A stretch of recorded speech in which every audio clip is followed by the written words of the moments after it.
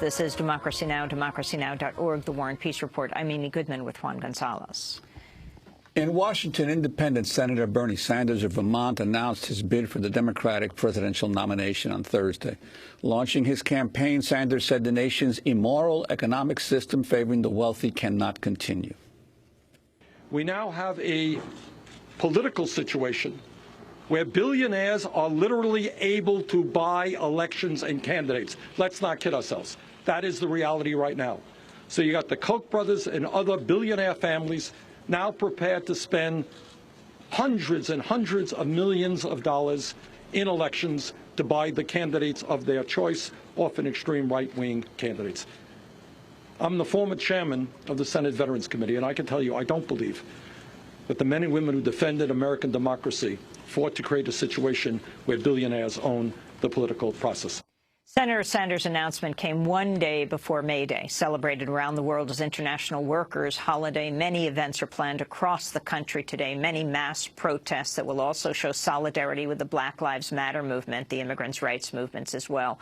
Well, today we're joined by a former presidential candidate, Ralph Nader. His new book is called Return to Sender, Unanswered Letters to the President, 2001 to 2015. The book dedicated in part to the workers of the U.S. Postal Service. Ralph Nader, welcome back to Democracy Now! First, let's get your response to the announced candidacy of Bernie Sanders. It might bring back memories for you, the number of times that you ran for president.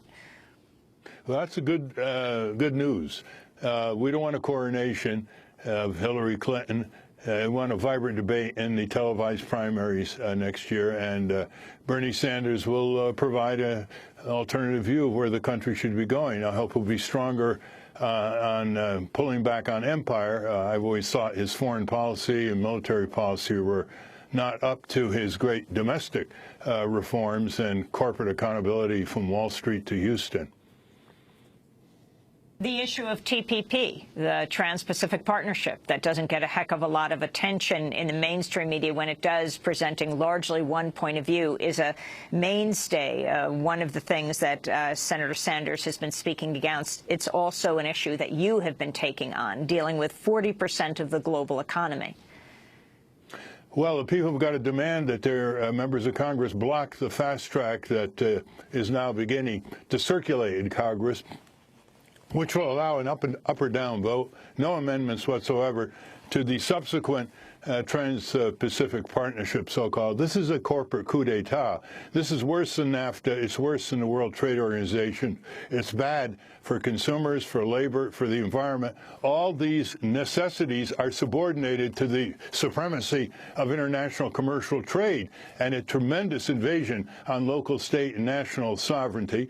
And all the disputes that may affect American workers and dealing with poverty and investment in poor areas in this country, all the disputes are going to be before secret tribunals. They cannot go to our courts. This is blatantly unconstitutional, but any citizen that tries to take these trade agreements to the federal courts are dismissed because of no standing to sue. So we've got a real fight coming up. Go to globaltradewatch.org and you'll get the details. I'm telling you, people, if this one passes with about a dozen other countries on the Pacific Rim, it's going to affect the pace of exporting jobs and industry and subordinating the ability of the United States to be first in environmental, labor, and consumer standards. Ralph, I'd like to ask you on this May Day, your new book titled Return to Sender, you've dedicated it's your letters to past presidents. You've dedicated it to the postal workers of the United States. Why? Because, one, I think that the most democratic media in this country, with apologies to Democracy Now!, are the letters that individuals send to their elected officials. They cannot be censored when they're on their way. They cannot be distorted, and they're not being respected. And I put these letters together in this book, Return to Sender, letters to George W. Bush and Barack Obama, just as an example of the kind of letters that go into the White House that show what the president should be doing, should not be doing, what's going on around the country or inside the federal government that the president may not know about, unique proposals to turn the country around, and they're ignored. they're completely ignored. I mean, I wrote 2 critical letters to the Prime Minister of Canada, and they were properly acknowledged, answered, and referred to the appropriate ministries. But it's just a dark hole in the White House. I wrote a letter to Bush and Obama saying, what is your correspondence policy? What's your policy in answering letters, other than using some as political props or sending out robo-signed letters? And there was no answer. Can you read a portion of the letter that you called a family appeal to stop war? Who did you write it to, Ralph? Well, I wrote it to the mother and father of George W. Bush on the eve of the invasion of Iraq, the criminal invasion that's killed over 1 million Iraqis and millions of refugees and blown apart that country that never threatened us. One of the greatest crimes that presidents have ever committed. It was never constitutionally approved. It was an outlaw presidency.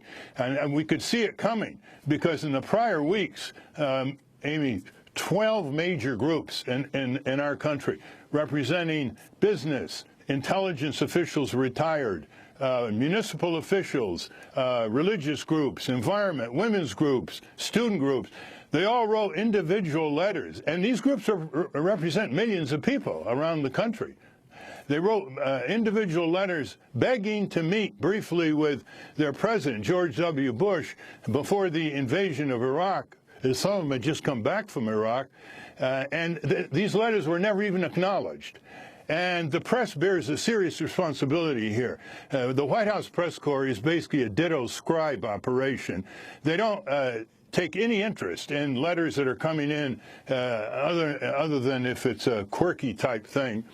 And when these letters were released to the press, as many of them were, or they were sent to the White House press corps, or they were sent to various agencies like the Centers for Disease Control, the press ignored them. Now, years ago, letters got more respect. A letter would go to Senator Warren Magnuson urging a hearing on an important subject. It would get into the Washington Post or the New York Times. But the state of correspondence today, the most initiatory Democratic media in the country, is at its lowest level that I can ever see. Well, Ralph, I wanted to ask you about one quirky letter that's at the same time very profound that you sent on June 3rd, 2011 to President Obama. It was called Letter from E. coli 0104H4. And you say, Dear President Obama, my name is E. coli 0104. I'm being detained here in a German laboratory in Bavaria, charged with being a highly virulent strain of bacteria. And you go on to say, your associates are obsessed with possible bacteriological warfare by your human enemies, yet you are hardly doing anything on the ongoing silent violation of my indiscriminate brethren. Could you elaborate?